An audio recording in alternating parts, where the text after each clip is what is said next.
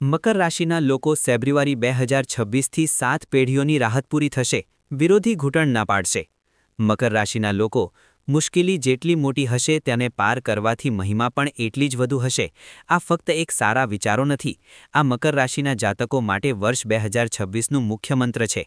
વર્ષ 2026માં તમારું રાશિ સ્વામી શનિદેવ એક ન્યાયાધીશની ભૂમિકામાં છે, જે સંપૂર્ણપણે મૌન છે। આ વર્ષમાં તમારી ચતુરાઈ, નાના રસ્તાઓ અથવા તમારી જૂની રણનીતિઓ કામ નહીં કરશે। આ વર્ષ એક વિશેષ દૈવિક નિયમ પર ચાલનાર છે। આજે આપણે સમજશું કે વર્ષની શરૂઆતમાં તમારા 12મા ભાવે બનતો 4 ગ્રહોનો દુર્લભ યોગ તમારા માટે કોઈ માયાઝાડ છે કે સુવર્ણ અવસર, અને સૌથી મહત્વપૂર્ણ, જૂન 2026માં થનારો તે કયો મોટો ફેરફાર છે જે તમારી સ્થિતિને સંપૂર્ણપણે બદલી શકે છે। આ ચર્ચાના અંત સુધીમાં તમારી પાસે 2026ની સંપૂર્ણ રૂપરેખા હશે। ચાલો ભવિષ્યના આ પાનાઓને એક નિષ્ણાતની દ્રષ્ટિથી વાંચવાનું શરૂ કરીએ। મિત્રો, કોઈપણ ભવિષ્યવાણીના પરિણામ સુધી પહોંચતા પહેલા આપણે તે મંચને સમજવું પડશે જે ગ્રહોએ 2026માં તમારા માટે તૈયાર કર્યું છે। જ્યોતિષમાં શું થશે તે કરતાં વધુ મહત્વપૂર્ણ છે કેમ થશે। વર્ષ 2026ની નિર્વાહ મુખ્યત્વે 3 પરિસ્થિતિઓ પર આધારિત છે। સૌપ્રથમ, સમગ્ર વર્ષ 2026 દરમિયાન તમારું લગ્નેશ શનિદેવ મીન રાશિમાં એટલે કે તમારા 3જા ભાવે વિરાજમાન રહેશે। કાળપુરુષની કુંડળીમાં 3જો ઘર પરાક્રમ, સાહસ અને સંચારનો હોય છે। શનિ અહીં હવું સ્પષ્ટ સંકેત છે કે હવે તમને તમારા સુવિધાના સીમામાંથી બહાર નીકળવું પડશે। 7.5નો મુખ્ય ચરણ પૂરો થઈ ગયો છે, પરંતુ શનિ હવે તમારી ઈચ્છા શક્તિની પરીક્ષા લઈ રહ્યા છે। તેઓ જોવા માંગે છે કે તમે ભાગ્ય પર ભરોસો બેસો છો કે પુરુષાર્થ કરવા તૈયાર છો। પછી વર્ષની શરૂઆત એક અત્યંત સંવેદનશીલ અને દુર્લભ યોગથી થઈ રહી છે। જાન્યુઆરી 2026માં તમારા 12મા ભાવે 4 મોટા ગ્રહ સૂર્ય, બુધ, મંગળ અને શુક્ર એક સાથે યુતિ બનાવી રહ્યા છે। 12મું ઘર ખર્ચ, મુક્તિ અને બાહ્ય દુનિયાનો છે। તમને સાવચેત રહેવું પડશે, કારણ કે જ્યારે એટલી ઊર્જા 12મા ઘરમાં હોય છે ત્યારે વ્યક્તિને લાગે છે કે તે દોડ રહ્યો છે, પરંતુ વાસ્તવમાં તે એક જ જગ્યાએ ઊભો છે। વર્ષના પ્રથમ મહિનામાં તમારી ઊર્જા અને ધન બંને વ્યર્થ વહેવાની સંભાવના છે, પણ તેના તરત પછી એક બહુ મોટી રાહતની ખબર પણ છે। જૂન 2026માં દેવગુરુ બૃહસ્પતિ કર્ક રાશિમાં પ્રવેશ કરશે। મકર રાશિના માટે કર્ક 7મો ભાવ છે, અને સૌથી મહત્વપૂર્ણ વાત એ છે કે કર્ક રાશિમાં ગુરુ ઉચ્ચ અવસ્થામાં હોય છે। આ 2026નો સૌથી મોટો નિર્ણયકારી મોડ છે। વર્ષની શરૂઆતનો સંઘર્ષ મધ્યમાં આવીને એક મોટી સફળતામાં બદલાઈ શકે છે, વિશેષ કરીને તમારા વ્યાપાર અને દાંપત્ય જીવન માટે। અને અંતે, વર્ષનું સમાપન એક મોટા બદલાવ સાથે થશે જ્યારે રાહુ અને કેતુ તેમની રાશિ બદલે છે। રાહુનું તમારા લગ્નમાં આવવું તમને વર્ષના અંત સુધીમાં એક અત્યંત પ્રભાવશાળી અને ત્વાકાંક્ષી વ્યક્તિત્વમાં બદલશે। એક નાની વાત શેર કરવી હતી। છેલ્લા કેટલાક સમયથી તમને ઘણા બધા કમેન્ટ્સ આવે છે અને તમે મુझથી વન-ઓન-વન કન્સલ્ટેશન માંગો છો। સચ્ચાઈ કહું તો હું પૂરી કોશિશ કરું છું કે બધા લોકોનું રિપ્લાય કરું, પરંતુ કમેન્ટ્સમાં કોઈ પણ ઊંડી વાતને વિગતવાર સમજાવવું શક્ય નથી, અને હું નથી ઈચ્છતો કે તમને અધૂરી માહિતી મળે। એટલે તમારા જ ભારે ડિમાન્ડ પર મેં વન-ઓન-વન કન્સલ્ટેશન શરૂ કર્યું છે। આ ફક્ત તેના લોકો માટે છે જેમને લાગે છે કે તેમને પર્સનલ ગાઈડન્સની કડક જરૂર છે। જો તમે ઇન્ટરેસ્ટેડ છો તો સ્ક્રીન પર આપેલા આ વોટ્સએપ નંબર પર મેસેજ કરી શકો છો। મેં નંબર ડિસ્ક્રિપ્શન અને પિન્ડ કમેન્ટમાં પણ આપી દીધો છે। બાકીની વિડીયોઝ તો આવતી રહેશે, પણ જો તમને પર્સનલી વાત કરવી હોય તો આ ઓપ્શન હવે ઉપલબ્ધ છે। ચાલો હવે જીવનના દરેક પાસાને ઊંડાણથી સમજીએ। સૌથી પહેલા અને સૌથી મહત્વપૂર્ણ તમારા શરીર અને તમારા મનનો છે, કારણ કે જો આરોગ્ય જ ન હોય તો રાજયોગનો શો ફાયદો। મકર રાશિના લોકો ડેટા ખૂબ સ્પષ્ટ છે। 2026ને આપણે આરોગ્યની દ્રષ્ટિએ 2 ભાગમાં વહેંચી શકીએ છીએ। વર્ષના પહેલા 5 મહિના એટલે કે જાન્યુઆરીથી મે તમને ખૂબ જ સાવચેત રહેવું પડશે। યાદ છે, મેં કહ્યું હતું કે શરૂઆતમાં 4 ગ્રહ તમારા 12મા ભાવે બેઠા છે, તેનો સીધો અસર તમારી ઇમ્યુનિટી પર પડશે। આ દરમિયાન તમને સિઝનલ ઇશ્યુઝ ખૂબ પરેશાન કરશે। ભયાનક ઠંડી, ખાંસી, વાયરલ ફીવરની આ વસ્તુઓ વારંવાર ફરી આવી શકે છે। ખાસ કરીને તે જાતકો જેમને શ્વાસની તકલીફ છે અથવા જેમના ફેફસા નબળા છે, તેમને જાન્યુઆરી અને ફેબ્રુઆરીમાં પોતાનું ઘણું ધ્યાન રાખવું પડશે। તેની ઉપરાંત શનિનો 3જા ઘરમાં હોવું અને 12મા ભાવના અસરથી તમને હાથ પાવમાં દુખાવા, હાડકામાં કસાવ અને માંસપેશીઓમાં ખેંચાણ અનુભવવા મળે છે। ઘણી વખત તમને લાગશે કે શરીરમાં જીવ જ નથી, એક અજીબ થકાન છાઈ રહેશે। ફક્ત શરીર જ નહીં, મન પર પણ અસર પડશે। મકર રાશિના લોકોના અંદર આ વર્ષે એક હિડન ફિયર રહેશે, અજ્ઞાત ભય, ક્યાંક કંઈ બુરું ન થઈ જાય, ક્યાંક મારો બનાવેલો કામ બગડી ન જાય। તેને આપણે કહીએ છીએ the fear of the unknown. આ ડર તમને રાતે સૂવા નથી દેતો. તમારા અંદર એક બેચેની રહેશે, જેમ કે તમે કોઈ વસ્તુની રાહ જોઈ રહ્યા છો પરંતુ તે થઈ નથી રહી. પણ મિત્રો, ડરવાની વાત નથી. જેમ જ જૂનનો મહિનો આવશે અને ગુરુ તેમની ઉચ્ચ રાશિમાં પ્રવેશ કરશે, વસ્તુઓ બદલવાની શરૂઆત થશે. જૂની બીમારીઓ જે વર્ષની શરૂઆતમાં તમને પરેશાન કરી રહી હતી, તેમની યોગ્ય દવા તમને મળી જશે. તમારું મન આત્માની તરફ વળશે, જેના કારણે માનસિક શાંતિ મળશે. તમે પોતાને ફિટ રાખવા માટે જીમ, યોગ અથવા એક્સરસાઇઝ શરૂ કરશો. આ વર્ષે સ્વસ્થ રહેવાનો એક જ મંત્ર છે અને તેને ગાંઠ બાંધી લો. શનિ ત્રીજા ઘરમાં છે. ત્રીજું ઘર પરાક્રમનું છે. શનિ કહે છે, હેલો, ચાલો કામ કરો. જો તમે આળસીને બેડ પર લટકીને રહેશો તો તમે બીમાર પડી શકશો. તેથી મોર્નિંગ વોક આ વર્ષે તમારા માટે વિકલ્પ નથી. આ તમારી દવા છે. ભલે કંઈ પણ થઈ જાય, રોજ સવારે સૂર્ય ઉગતા પહેલાં ઉઠો અને ઓછામાં ઓછા 30 મિનિટ ચાલો. આ નાનું કામ તમારા વર્ષભરના ડૉક્ટરની બિલ બચાવી શકે છે. હવે વાત કરીએ તે મુદ્દાની જેના માટે તમે સૌથી વધુ ચિંતા કરતા હો: ધન અને નાણાં. 2026માં તમારી આર્થિક સ્થિતિ રોલર કોસ્ટર જેવી રહેશે. વર્ષના મોટા ભાગના સમયે રાહુ તમારા બીજા ભાવે વિરાજમાન રહેશે. બીજું ભાવે ધનનું, વાણીનું અને કુટુંબનું થાય છે. જ્યારે રાહુ ધન ભાવે બેઠો હોય છે, તે વ્યક્તિને ડે ડ્રીમર બનાવે છે. તમે મુંગેરીલાલના હસીન સપના જોઈ શકો છો. તમને લાગશે કે હું રાતોરાત અમીર બની જઈશ, કોઈ લોટરી લાગશે અથવા કોઈ ચમત્કાર થશે. પરંતુ સાવધાન, 2026માં શોર્ટકટ્સ જ તમારી બરબાદીનો કારણ બની શકે છે. ડેટા અનુસાર વર્ષના પ્રથમ 5 મહિનામાં તમારી સ્થિતિ એવી રહેશે: આવક અઠવાની, ખર્ચા રૂપિયા.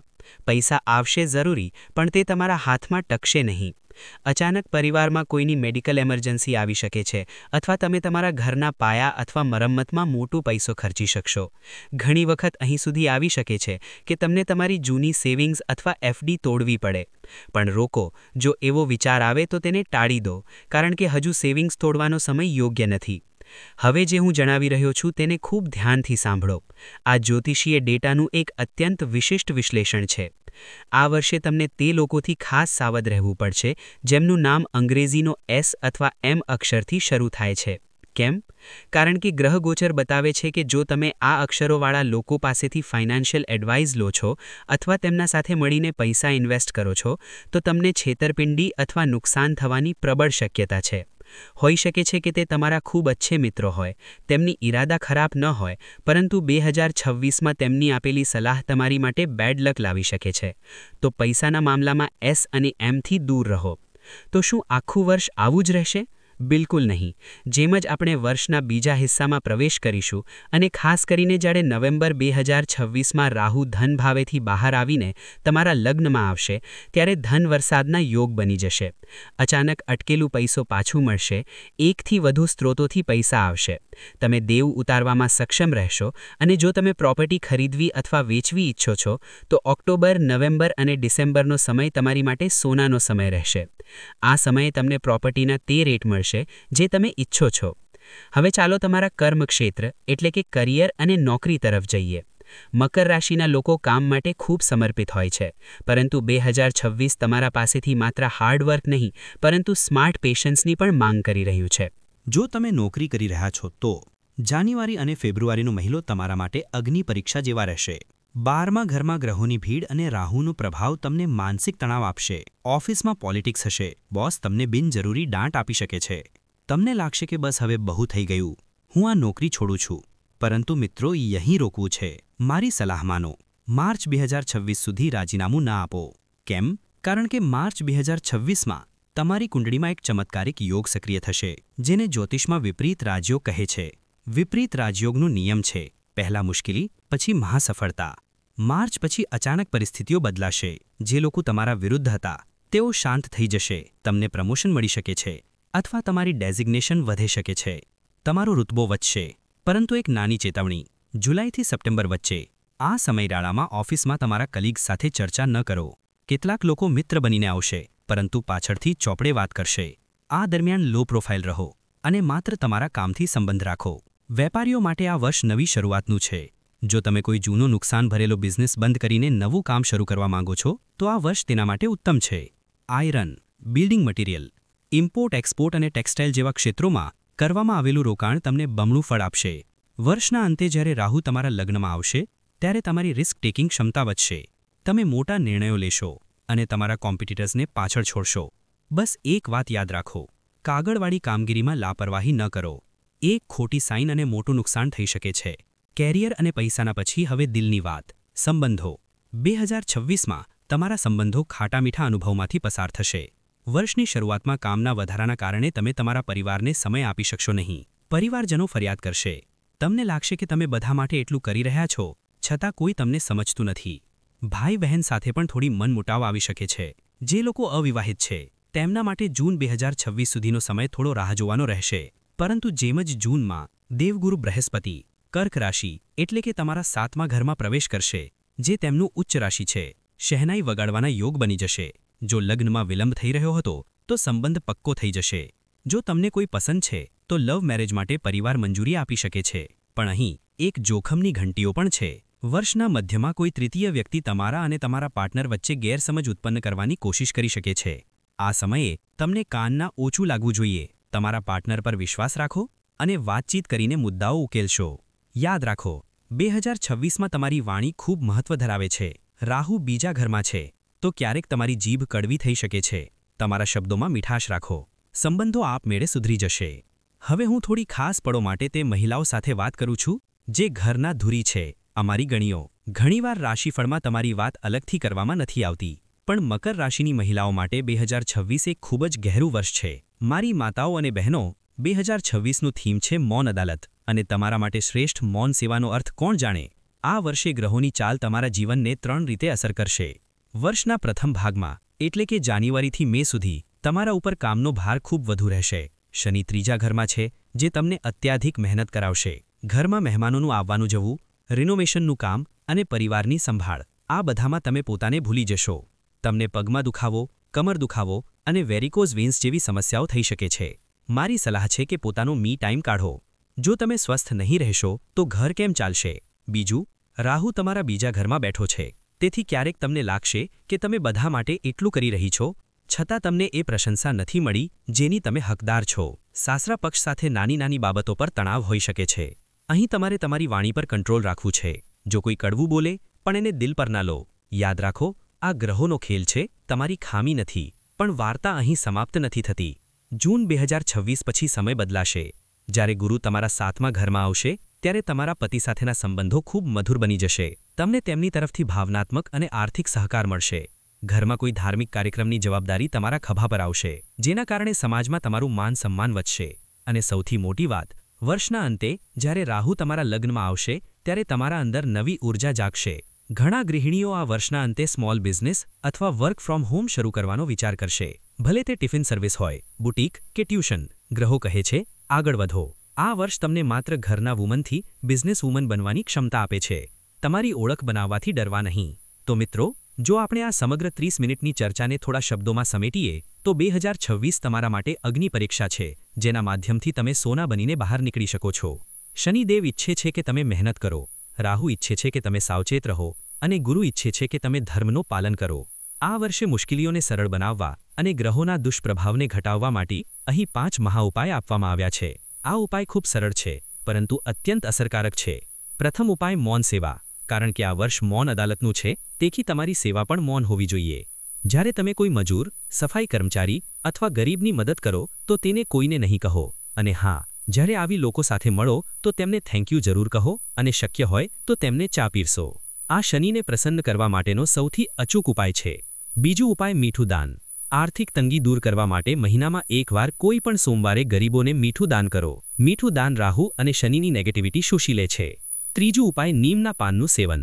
આરોગ્ય જાળવવા માટે રોજ સવારે ખાલી પેટે 2 નીમના પાન ચાવો. આ કડવું છે, પરંતુ આ તમને હોસ્પિટલના કડવા અનુભવોથી બચાવશે. ચોથું ઉપાય હનુમાન આરાધના. તમારા અંદરના અજ્ઞાત ભયને દૂર કરવા માટે નિયમિત હનુમાન ચાલીસા અથવા સુંદરકાંડનો પાઠ કરો. હનુમાનજી જ એ શક્તિ છે જે શનિ અને રાહુ બંનેને નિયંત્રિત કરી શકે છે. અને છેલ્લું ઉપાય હસ્તાક્ષરમાં સાવધાની. સમગ્ર વર્ષ કોઈ પણ કાગળ પર હસ્તાક્ષર કરતા પહેલા તેને 2 વાર વાંચો. જલ્દી ન કરો. મકર રાશિના લોકો, ડરવા નહીં. ઈશ્વરે તમને પર્વત ચડવાની શક્તિ આપી છે. તમે મકર છો, તે જે સૌથી ઊંચી ચોટી પર ચઢે છે.